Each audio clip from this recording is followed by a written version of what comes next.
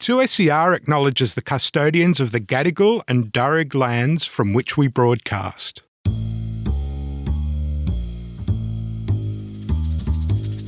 You're listening to Death of the Reader. Flex and Herds here for your Murder Mystery World Tour. And we are here in our first week, Herds. I'm back. Whoa. Discussing He's back. Too Much of Water by Bruce Hamilton. This is a 1958 novel by British expatriate to Barbados Bruce Hamilton, brother of the playwright and novelist Patrick Hamilton. It was recommended many times, both in words and in writing to me, by Martin Edwards.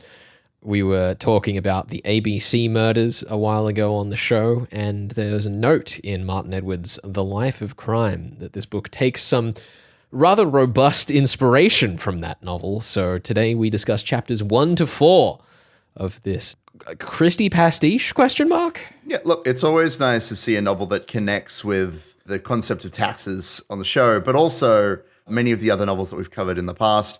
I'm excited to read through this one because I'm in the solving chair. I don't really know what's going on, but this novel has its ups and downs according to, let's say, local review scores on Goodreads. Well, let's be clear. This book has like 8 reviews online total. Yes, this is true. That you can find. And Martin Edwards has on his blog about the book that it's one of those books that he keeps trying to push because he feels that Bruce Hamilton was one of the genre's nearly men on his website. Do you write under your own name? Nearly men, as in, I'm not familiar with the term. Like people who nearly made it in the genre. Okay. Because he wrote a number of classic crime stories in the 1950s, kind of after the heyday of the Golden Age, that very much speak to the era's tropes, as Too Much of Water does, but never quite landed either because of timing or some other thing, like, for example, lethargic pacing. Yeah, the pacing is bizarre. I feel like it really gets going in chapter 3 when the storm hits, as any good Christie pastiche should. But there is a certain lengthy period of time spent sort of building up all of the different characters in the boat. Because there's a lot of them. There's a whole 3 floors of this boat packed with characters. We have a map with all the names on it. But the way that they're all introduced is through their luggage tags, which have their initials on the luggage. And so we get, here's this character. Their initials are this, this, and this, LCT or whatever.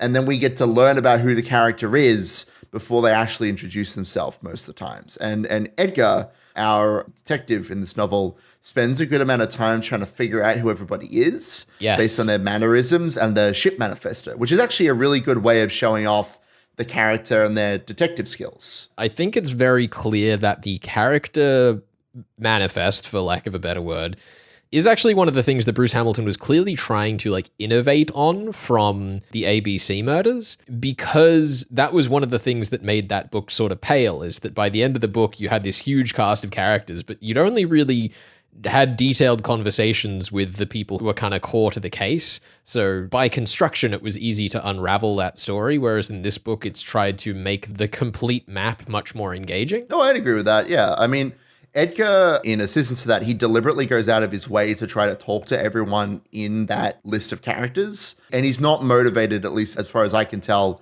at the start of the book by, trying to solve a murder or protect anyone or prevent a crime. He just kind of wants to get everybody's deal because he's going to be spending however many days stuck on a boat with these people. So he wants to know what everybody's deal is, partly because he's just naturally curious. Yes. Which is obviously a very nice trait for this sort of book. There are so many characters with overlapping connections. It's difficult to figure out whose motivations and connections are overlapping with whom. It's like this big character Venn diagram, which from a murder mystery perspective is fantastic, but it's deeply confusing. I definitely feel confused being only a third of the way through the book, but it's clear that there's a lot of talk about characters that have been recommended for positions by other people, and all that stuff is surely going to come up as just dirt at some point in the novel, I'm sure. But yeah, there are also some characters that don't fall into the either bureaucratic or art sections of the boat. We got the cricketers, of course. We got the cricketers. We got the sporty men who are just running around chatting with all the ladies on the boat and are apparently interchangeable. It's very strange. Well, I mean, they are slightly interchangeable, but it's also noted that one of them is a gentleman and one of them is a player, are the two cricket characters. And Mr. G.C. Bassett is a player who's replacing a teammate who mysteriously disappeared from the roster at the last minute. So that's going to be fun to come back to. And then Mr. Lionel A.R. Mellish, who is a gentleman who initially refused selection. So there's some hesitancy on the part of the cricketers to even be on this boat in the first place, which is very interesting. There's a lot of different characters who all have their own vibrant inner lives, and I love that. I love when novels try to like represent the whole of a person. But let's get into the most self-absorbed character in the book, because he's got a whole chapter named after him. He does. Poor Mr. Rottentosser. Okay, let's be clear. Based on his introduction, it sounds like the way that in fiction his name is meant to be pronounced is like Rottentosser. I don't care. He's a Rottentosser. But it is written as the words rotten and tosser glued together, and the joke is not subtle. There's this whole bit where one of the other characters is like, oh, is it Rothen? Like, is it something slightly more distinguished than what I think you just said? And Rottentosser is like, nope, just say it like that. Yeah, I love how many of the jokes that Bruce Hamilton has through this book that are like the thing played out in its most literal, blunt way. The other great naming joke, of course, being we have a character called Major KB Major who does not like Mr. Rottentosser. Yeah, they get in a fight. Yeah, they get in a fight, and, you know, Mr. Rottentosser comes over and says, Major, it's wonderful to see you. And Major goes, don't you think it's a bit presumptive to address me by my Christian name? Obviously, just having him on to antagonize him, it's beautiful. I really like the bit that Rottentosser is so self-absorbed, so foolish that he doesn't understand when someone is having him on or when somebody doesn't want to talk to him. He's constantly talking. He's constantly prattling on about the principle of Archimedes, but it takes Major being like very directly nasty to him for him to actually consider that maybe Major doesn't like him very much, right? Most of the situations he's in, the characters find excuses to get away from him, but he doesn't really seem to understand fully that people are trying to get away from him. He keeps approaching them later on. But the interesting thing is that you could sort of read it either way, is that he doesn't understand it or that he's like just too proud to accept it. Sure.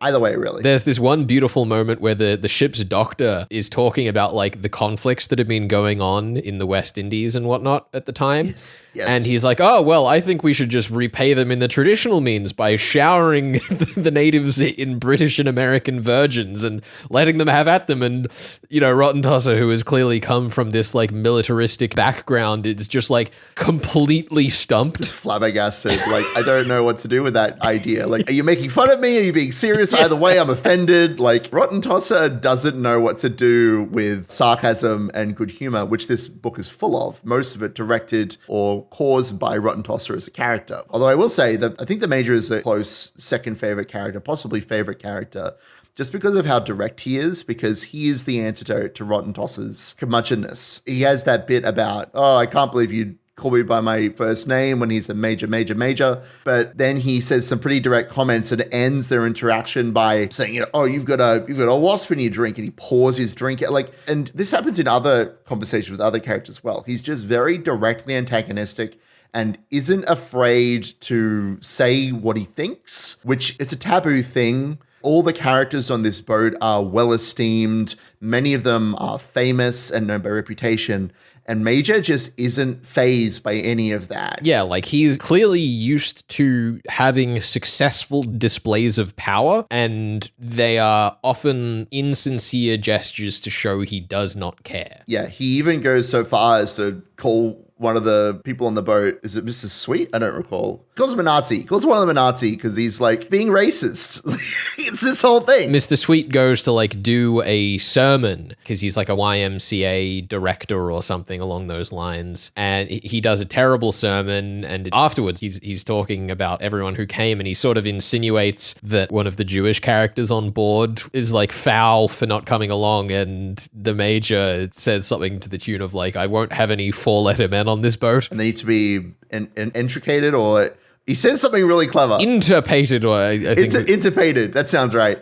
Yeah, look, I thought it was very clever at the time. And I think that's what I like about him, is that he acts like a thug, but he speaks like a scholar, which is really really fun combination. But yeah, he picks a fight with quite a few characters on the boat in the chapter that's called like Fights on the Boat, basically, which is very funny. I love him. I am really excited for him to definitely not get killed later in the book for being so antagonistic. Well, I guess at that point, we've kind of gone through the main character blows of what's happening in this story. But the last thing that we should let you know before we move on to the mystery section is, of course, that Mr. Rottentosser disappears during the night, during the storm that happens in Chapter 3, and nobody has seen him since. He seems to have been killed, but we haven't seen a body yet, so, holding out on that for the final verdict, but it seems like this is our first kill. Our only real clue that it was a murder is that someone hears a bump in the night, and the fact that Mr. Rottentosser is a extremely capable seaman. That's the one thing he keeps bringing up in conversation, is he knows everything about boats. Yeah, he keeps talking about how good he is at not getting seasick and how careful he is, and he wanders around the boat in like steel-tipped boots so that everybody can hear him. Like, he seems to be extremely prepared for anything. And Edgar goes so far as to say that he seemed indestructible. Yes. Which is why when the chief steward is like, maybe it was an accident, that seems unlikely, because how could someone so prepared have an accident so completely catastrophic, right? But we'll come back to that question in the mystery section. You're listening to Death of the Reader, your murder mystery world tour, here on 2SER 107.3. Stick with us, more to come. We're talking Bruce Hamilton's Too Much of Water. Stick around.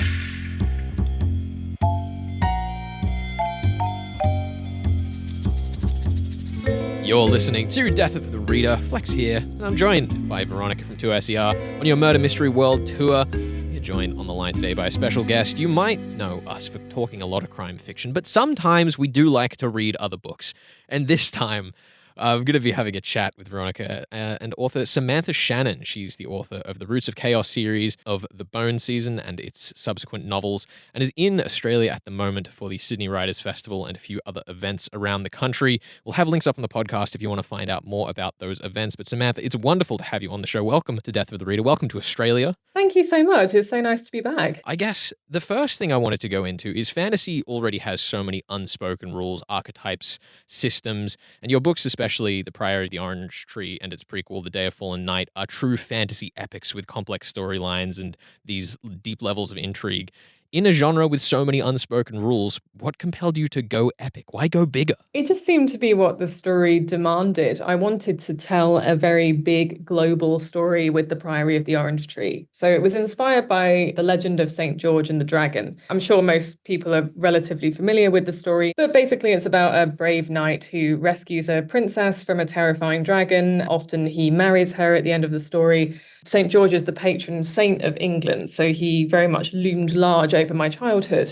And when I was looking into the background of this story, I found that it was actually very problematic and that the figure of St. George was actually quite hateful in certain versions of the story. Like it felt very hateful towards anyone who wasn't a white Christian man, pretty much.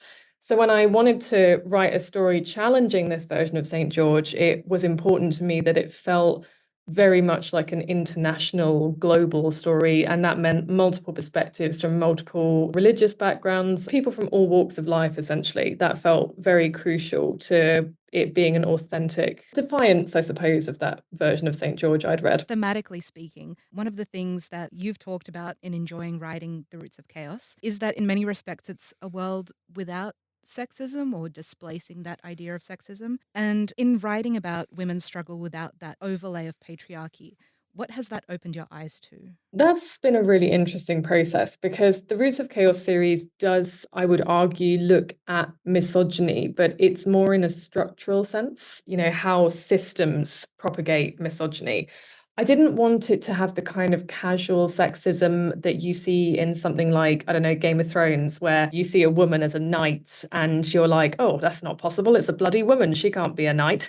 I didn't really want to write a story with that kind of misogyny in it. But I think it's, in a way, the world I wanted to create is almost similar to the world we have now, which is that people would argue that feminism has succeeded and it's not socially acceptable anymore to be misogynistic, but there is still misogyny bubbling beneath the surface. So that was the approach that I wanted to take to this story. And I did think that was important because it looks at things like hereditary monarchy, which impacts women in a certain way that it doesn't with men. It's always very interesting when you think about how to integrate misogyny, or even if you should, into fantasy novels. Because when I was young, I kind of just assumed that fantasy had to be misogynistic. And I think that comes from fantasy having this time-honored relationship with history. And I think people have this impression that fantasy has to be, in inverted commas, historically accurate. Therefore, because women were oppressed in the past, fantasy needs to be in some ways sexist. And I remember when I was still on Twitter, which was a terrible, terrible time of my life, there was a scene in Game of Thrones where a female character had been sexually assaulted, and there was a huge outcry about this. A lot of people were very angry. They hadn't wanted to see that happen to the character. And I remember there was this distinct pushback against that, with people saying, but it's historically accurate. That kind of thing happened. And I'm thinking, well, there's dragons, but it's important for the misogyny to be historically accurate. It's just this really frustrating thing where people expect fantasy to replicate certain aspects of history, even though it doesn't have to. So I definitely, writing Priory and indeed revising the Bone season, did open my eyes to why does fantasy need to be historically accurate? And also, how do we define historically accurate in this context? And I've spoken to young, aspiring female authors, and they've sometimes said to me, before I read your books, I had the same thought, and I was building a misogynistic fantasy world, but I wasn't really sure why I was doing that. Well, one of the things that was particularly refreshing for me was just how complex and nuanced the female characters were. You had these clear ideas of duty, legacy, purpose, these religious constraints as well. There were still conversations about pregnancy and love and familial devotion, attachment. How did you write in these intrinsic and individual motivations, all these very human things that informed the actions and decisions of some of your characters? I went into particular depth with the Priory itself in the prequel novel, A Day of Fallen Night. And I did want to really explore the matriarchal society in that novel. They have this quite different sense of what a family unit is in the Priory. In our kind of society, the nuclear family is what's been upheld as the correct way to start or have a family. The Priory doesn't really think that way. They collectively raise their children together. And there's emphasis that a child's birth mother should not be unusually close to that child. It's kind of almost discouraged for the birth mother to show affection towards their birth child. That was interesting to look at, because I think that there are actually a lot of positives to that way of conducting a community. But I also wanted to look at how it might also have negative effects, and to give quite a well-rounded, nuanced view of that. So then you get a character called Siyu, who is like a younger sister of the Priory, and she's really pushing back against that tradition, and she wants to kind of, she's fallen in love with this outsider, and she just wants to go and see the world. And I was interested in looking at the different women within that unit. So you have Siyu, and then you have her birth mother, Esbar, who is the prioress of the Orange Tree, and she has a very strong sense of duty. And then she has a female partner called Tanuva, who is not Siyu's birth mother, but she can act like more of a birth mother to her than Esbar can. And I also wanted to represent women of lots of different ages in the Priory. I think that in fantasy, and indeed popular culture in general, I think that there is a kind of unspoken ageism, in that after a certain age, I feel that there is much less representation for women. And I had lots of conversations with my mother about this, about how she felt like she was fading out of the genres that she loved, whether that was in books or TV.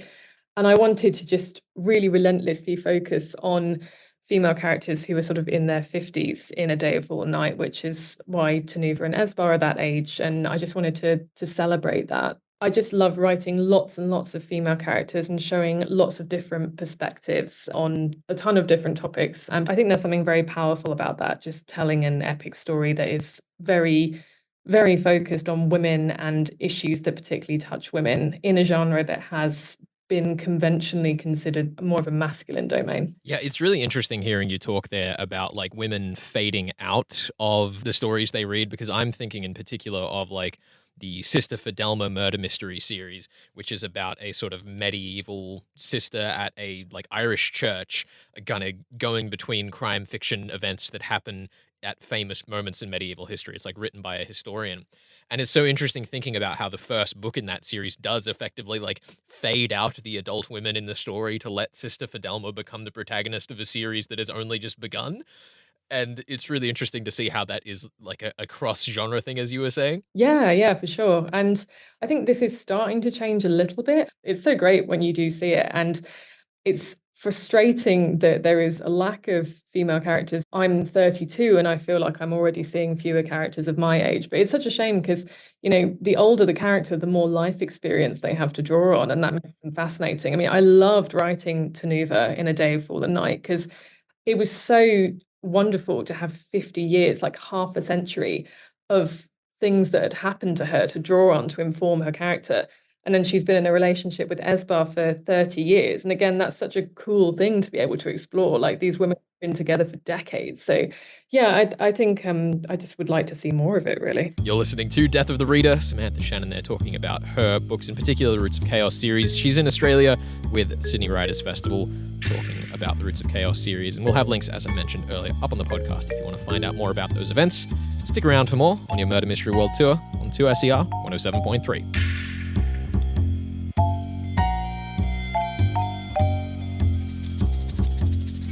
You're listening to Death of the Reader. Flex and Herds here, talking Too Much of Water by Bruce Hamilton on your Murder Mystery World Tour. One of the many lost books of the murder mystery genre, salvaged by the almighty Martin Edwards, and fortunately available on the Internet Archive. Trying to track down physical copies of this book is one of those ones where you really got to know someone who knows someone who knows someone who knows someone who won't charge you $8,000 for it. Thankfully, we have managed to pick up a copy, as it were. Yes. Took you literal months. That was why there was a long gap between the ABC murders and this. Anyhow, in case you missed it before, we're talking about this because of a little link to the ABC murders that Martin Edwards points out in his book, The Life of Crime, which you should definitely pick up. It's a great history tome on the evolution of the crime genre, written in a super fun style. But the most important thing we have to go into, Herds, here in the mystery section is two things. One, obviously, as I've mentioned, it's got a connection to the ABC murders by Agatha Christie. So for one of your points, I would love you to predict for me, based on the clues you have available to you thus far, what the connection to the ABC murders is going to be. Oh, goodness. And second, of course, is what your first theory is for this book. Mr. Rottentosser has gone overboard. There are many characters who don't like many other characters on the boat. We were speaking about Major not liking Mr. Rottentosser in the first part. We also have a distraught captain who lost his wife to breast cancer on the last voyage. We also have the Bennets, who are natives of Barbados, who are terribly upset with all of the Englishmen for doing their colonialism. It's a pretty hot topic, I hear. Yes. I'll tell you what. I'm going to start with our suspect for this week. I'm going to go with my gut. I'm going to talk to you about when I sat down to read this book and I read through the names and the professions. There's a discussion from some of the lady folk. And let's not forget there's a woman on the cover. She's under a magnifying glass, which points me towards a woman as being the person who's going to solve this in the end, clearly. There is a discussion about Mr. Rottentosser, who clearly at this point is telegraphed to die horribly off screen, apparently. I honestly, when I started the book, I thought he was going to be the guy that's the suspect the whole way along to cover for the actual culprit, but then he just... Oh, he's far too competent for that. He got yeeted. He got yoted off that boat. So here's the thing. Look, Rottentosser rambles and raves about lots of things throughout this book. Many of them to do with security and safety. One of the things that is said basically as a throwaway off screen, he's talking about principles of gravity and the Archimedes principle and all sorts of strange gravitationally related discussions. And the women find it very boring and strange, as they should. But I'm going to take his name as a pun because this is a very punny book, a very funny book. Oh, with the cricketers? No. Let me build up to this. I would say that Rottentosser could be literally translated to bad at throwing. So here's the thing. I think that the bump in the night, you know what that was? That was a cricket ball sailing through the air. Oh my God. And oh my gosh. And colliding with Mr. Rottentosser's head from across the boat. Yep. So here's the thing. We're going to find out that the cricketmen, they have an ironclad alibi. When they were together, they were smoking on the outside of the boat, whatever, during the storm, apparently. But Mr. Bassett, G.C. Bassett, is just so good at chucking balls. He's a slow bowler, though. That means he's got precision. He's got quality over quantity. He only needs one. He's good at spinning Rottentosser overboard, huh? So what is going to turn out is that during the storm, from one end of the boat to the other, he tossed his ball all the way. And that's how we're going to break his alibi, because he didn't have to be in the same room. He just had to toss it from one end of the boat to the other in order to strike Mr. Rottentosser in the face and knock him overboard. And that's how the murder was done. Listen, I like your who theory. I sort of like the link to why, because the thing I realized here, Herds, is of course that Mr. Rottentosser is also talking about previous sea voyages to Australia, a famous cricketing country. That's true. He knows, or maybe we'll figure out, that Bassett couldn't possibly have bowled that well, that actually Bassett uses loaded balls, possibly with some kind of weight heavy enough to kill a man, and he's also sabotaged the previous bowler. Now, the only thing that I've left out of my theory today, the only possible lead that could do me in here, is that he's very close with Lionel. They're on the same team, whatever, they're hanging out, they're friends. Lionel Messi, Messi? Lionel Mellish. Yeah, Messi Mellish, they call him. Look, they're in cahoots together. And you know how we know? That's because they keep saying you can never seem to tell those two apart. They're always together. And that's because there's going to be a second murder that I may have been spoiled on, because there's a freaking chapter called The Second Murder. And the way they're going to get away with that one is that they're going to switcheroo the places. They're going to put on each other's cricket clothes or whatever, and then they'll be able to switch places, and that'll break any alibis. A second murder. Are you purporting that this is also the link to Agatha Christie's The ABC Murders? Oh, goodness. Is that where we're going with this? I don't know. Is that where you going with this? There's a great question. What would be the link here? Because it's about insanity. It's about, having like a bunch of kills. I'm trying not to actually spoil the ABC murders here. I'm trying to do my best not to do that. But like, let's say that the link to the ABC murders is that it's a series of murders that may not be as connected as we think they are. How about that? Is that a good place to start? I think that is both a good way to start and a good way to answer the question without spoiling the ABC murders. So I'll accept this answer. I'll write it down. I'll hand it to the producers, who will then hand it over to our official scoring jury. Okay, good.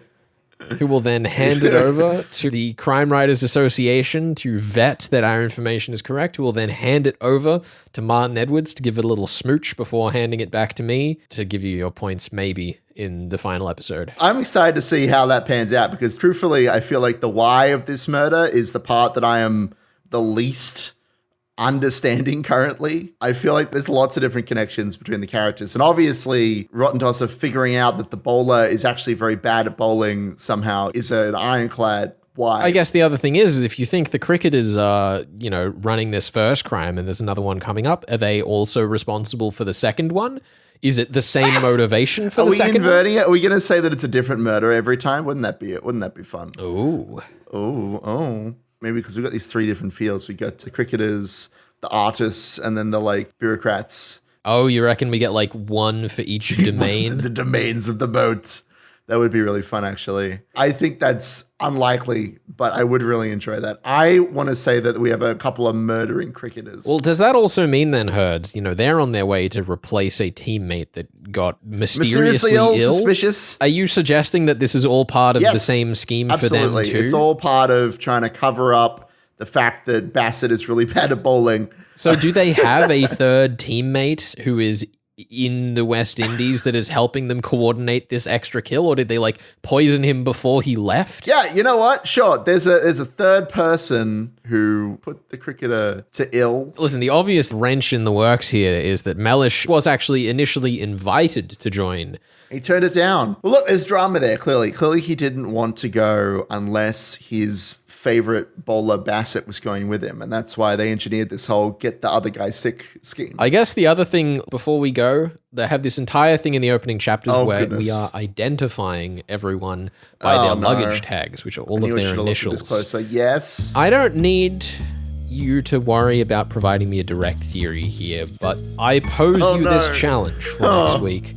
Find me the initial outlier. I'm terrified. I'm looking forward to solving the puzzle of the initials. The initial puzzle, as it were. You're listening to Death of the Reader. We are talking Bruce Hamilton's Too Much of Water from 1958. here on 2SER 107.3. We'll be back with chapters 5 to 8 next week on the show. This is your Murder Mystery World Tour. Catch you then.